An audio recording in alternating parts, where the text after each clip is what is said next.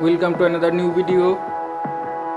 In this video you will see how to fix Facebook profile some issue.